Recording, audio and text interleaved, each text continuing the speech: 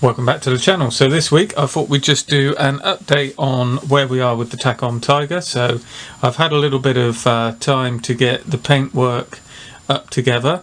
Now there's been a little bit of trickiness getting to this point because as far as I know there's only a couple of photos, and those photos are taken of this tank in this state, so it's been repainted from whatever had happened during the winter whitewash.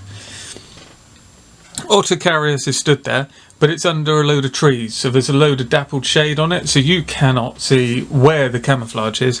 So I've just really interpreted the Takom instructions and just kind of hoped for the best, and figured that really once we get down the line with the weathering, whatever I do will look more or less fine come the end. So just trying to do sort of broad strokes, obviously far more than what someone would do with just a single airbrush, but I'm imagining they can do thicker lines. So as you can see as we go on round, that's kind of what the camouflage is.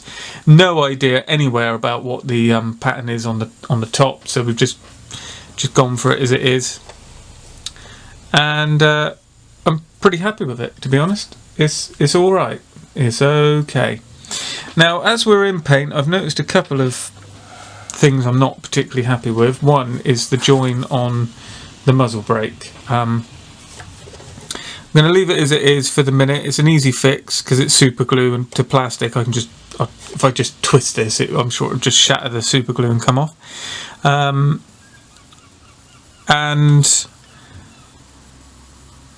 in fact, I think that's it. I think that's the only thing, actually. I was toying with the idea of leaving the tracks as if they're painted on. Still not completely decided on whether I'm going to do that or not.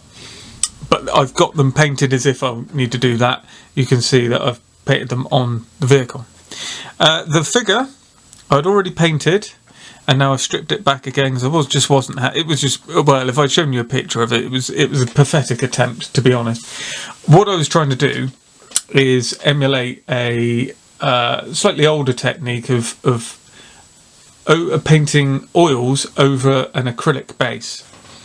I can paint figures, I've shown it on the channel, to a reasonable standard for me. I mean, it's not going to win any awards, but I'm perfectly happy with it, using the acrylic method, mainly the sort of Games Workshop method. But I want to explore other ways of doing stuff, and I will continue to do that. And I'm going to respray this one with Mist Surfacer Black, and I've got this set. I've gone a bit heavy on Life Colour, so I've got this set which actually doesn't have field grey in it. So I got a bit carried away. I saw this and I thought, oh, brilliant, because it's all the variations of the uniforms. Well, yes, it is. Obviously, it's just a colour. It's just green. I can use one, probably this one, and this one, to kind of make up an, a kind of passable field grey. But I've already got the Life Colour, the actual colours for it. But that set, and they're in these sets. So I've got this one, as you can see, Field Grey 1 and Field Grey 2. And then in here, if you're going to do Panzer uniform, you also got that. Now, of course, I know I'm buying into a slight gimmick here of buying a paint set, but there is something to be said about having a specific colour for a specific reason, and then you can do what you like with it. Whereas if you just look at a load of colours to try and pick the one you want, it can be a little bit tricky sometimes.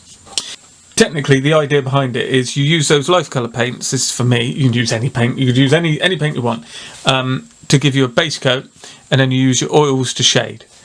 So I've been trying around with it, and I've done another chap here, and this is the other way around. So I've painted this one in Field Grey from Tamiya, which is kind of like that-ish colour. It's more like this, actually. And then I've done a very heavy black oil wash over that. Let it dry now, probably for a couple of weeks, actually. It wasn't intended to be that long. And I do like the natural sheen. I'm really liking what we've got going on there. Now, this is literally that oil dried. And as you can see, I fancy that Might just be because it's black and it's soaking up a lot of light, so it's casting its own kind of highlights. But I really think we could go somewhere with this. Now this is one of the really old, well, not really old, but it's old enough. It's quite an old figure, but I noticed it's got an awful lot of stitching lines moulded in. So I think if we went in with like an olive green kind of thinned acrylic paint, you can see even there, look, the circle pattern, and then down this seam, I think we might start to get somewhere. And then if we shade in the you know, give maybe a glossier black, a more sort of jet black to the belt. I don't think they had piping on the, this is like a 1944, so I think the pink piping had gone then. I'll have to check. But paint in some of the insignia and see where we get to, really. And that's with a hornet head on that one. So I'm just, in the background, I'm just messing about with figures. And it is a never-ending cause of despair. But there we are. I've got an awful lot of figure sets that I do enjoy messing around with, and I think I'm going to probably do an overview of them as we go on through the channel and talk about it. I've got some Alpine figures, I'm hoping to get some Stalingrad figures, so we can talk about all that as we go forward and maybe share some of my experiences. Now, carrying on with this tiger, so you may remember if you watched the build video that I removed all the Zimmerit from here and here. Now I have put a little bit back in, so that bit there and those bits there, and that was using green stuff. I sort of got a bit carried away, so I didn't actually film that. And the idea behind this one is that the Zimmerit was lost before Otto got it, so then when he did get it, it was repainted and overpainted, and you can see that section here clearly that there's no demarcation or difference between the smooth plate running into the Zimmerit. It's the same colour. It's not. It would obviously, if this was straight back to metal, it would be a harsh contrast. So it's obviously been repainted. So I've done that, and I used. We can probably see them in the background here. Oh, can I get to them? I finally got to crack these little jobbies out, which I've had for I don't know how long, 2 years. We got these, the local club, a chap ordered some and asked if anyone else wanted them, and we shared the postage. So these are useful little tools, 3D printed, come on a, you get an empty box, an empty bag. So this is the basic set. So I've got the upgrade set, and I've obviously put it all in one box.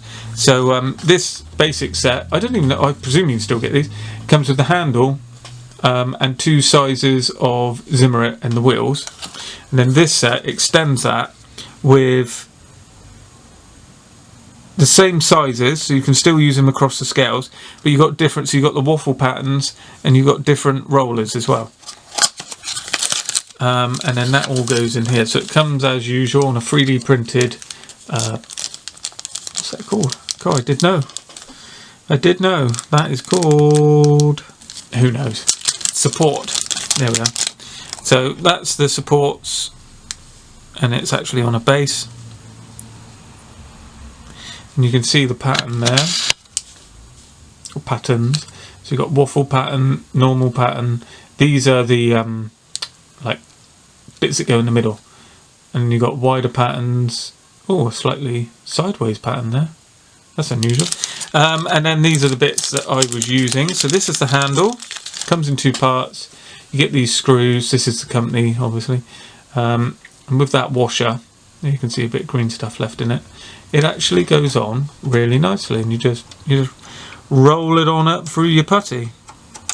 So it's, you know, it's not breaking new ground here. There's plenty of different Zimmerit rollers, but this is just one I tend to have. Seem to have, sorry. Now, I don't know why I've got the smaller one on the end, but that's like that's the press. If you can't roll, you can press it in areas like that. I think when I was trying it, one was a bit too wasn't quite right. So what have we got here? These are the waffle patterns, like you see on Stugs. So there you go. And that's again just for getting in those tiny little corners. They got the scale printed on them. So, I mean, it's an interesting thing. So, if nothing else, this video has given me the chance to tell you about these that I've had in a drawer for far too long. I had plans of doing my own Zimmerit and all sorts, but I've got to be honest, the kits that come with Zimmerit moulded on are so good, I wonder why I'd bother, to be honest.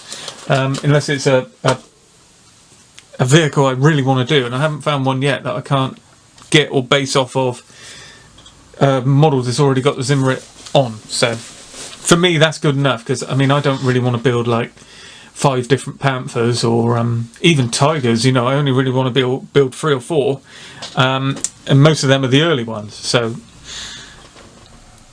that's how it sort of goes on, you see. So these Takom kits are absolutely fine for me. So yeah, there we go. Now, a lot of people have been asking how am I going to paint the running gear. So that's the next thing. I've filmed all of this all the way up.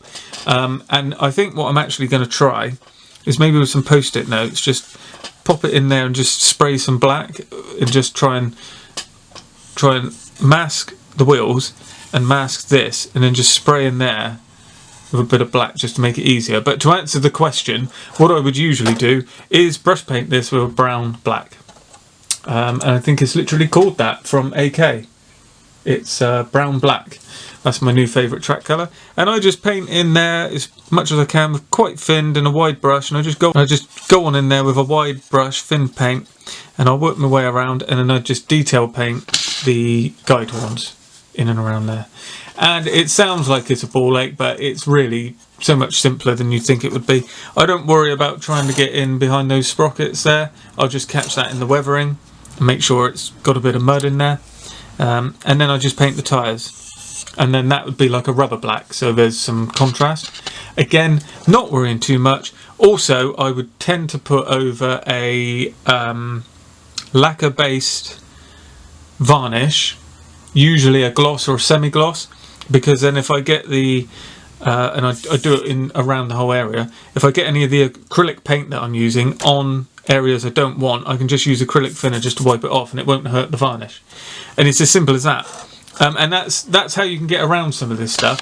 If you use paints that don't interact with each other for detail painting, it's really easy to wipe them off. So if you painted, for instance, all the tools in up along here in enamel paint, if you got it onto the acrylic paint, this is Tamiya, you could just wipe it off with enamel thinner, even if you haven't got a varnish on it.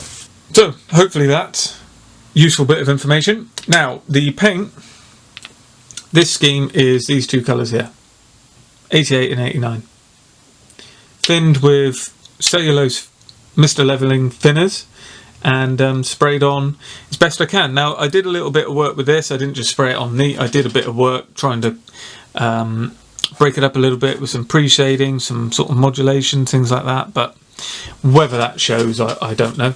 And in this I added a couple drops of this base colour into the green and then sprayed it on, and then where I got a little bit of overspray I did a very thin mix of this and just cut back in around it. I didn't go over it like I would usually, because that fades the green out. I've got a little bit that there, and it doesn't fade it in the way that you'd want, whereas adding this in there does thin it. I've been advised this by a good friend who's vastly more knowledgeable than me on this. I won't shout him out, but if it sounds like I know what I'm talking about, I really don't. But I did what he said and it's worked really well. So I'm happy with that. And I've tried to get a bit of contrast between the wheels and the hull as well. So I didn't do that final overspray on the wheels. Now I don't know if it shows up, but what I'm hoping for is that this colour in the wheel is slightly different to that. And again, I sprayed everything down so that, we'll use the turret here, so that we can get natural shadows. So there you should see some sort of shadowing showing through, because I've sprayed Mr. Surface of black upwards and then sprayed all the colours downwards. And then that means that the Zimmerit should sort of cast a natural shadow. It's really subtle, but it does work. You know, it is up there. you can't really see anything. If you look from down there, it's dark. So when you look at the model side on, all that's happening is you can see the Zimmerit better than if you didn't do that.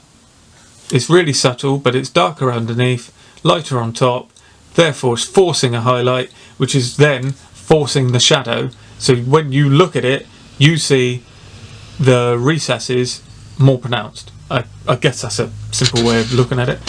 And then as we go into the weathering, I mean, I'm not going to go all over this with a wash, like a heavy wash. I'll just sort of probably even catch some of this camouflage as well, maybe even with a dry brush to push it again with a highlight. I might put a few areas sort of in and around there with a nice detail wash. You see it better there actually. There, that's showing you really nicely the effect. So you got bang, there you go. So you've got all of the Zimmerit just pops.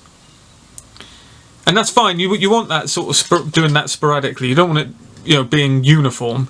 I mean, the mantlet's quite nice as well, as far as showing the Zimmerit.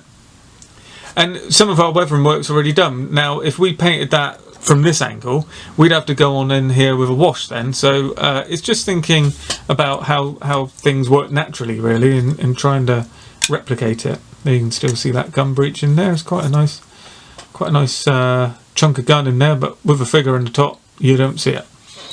So that's just a little update on where we are with the Takom Tiger. I expected this to be finished sooner than this. I've got to be honest, I at least thought I'd be into the weathering, but there have been developments outside of the modelling which has delayed me, but we'll get there. It's no problem, and it's all for very good reasons. So hopefully that's of interest and gives you a little update, because a couple of people have been asking on my recent videos, and I know it's going out a bit sporadically. I'm just kind of giving you what I got at the minute, and then very fast we'll start to catch up with ourselves, and hopefully it'll be a bit more consistency. But I'm at the point at the minute where I assume a video going up is better than a video not going up. So whatever you get is good content. And I'm not just spamming you with inbox reviews and doing it that way. We're actually talking about some models, talking about some interesting stuff, and hopefully that's keeping you guys entertained until I can get back doing all the things I want to do fully. So on that note, thanks for watching, stay tuned, and I'll see you in the next video.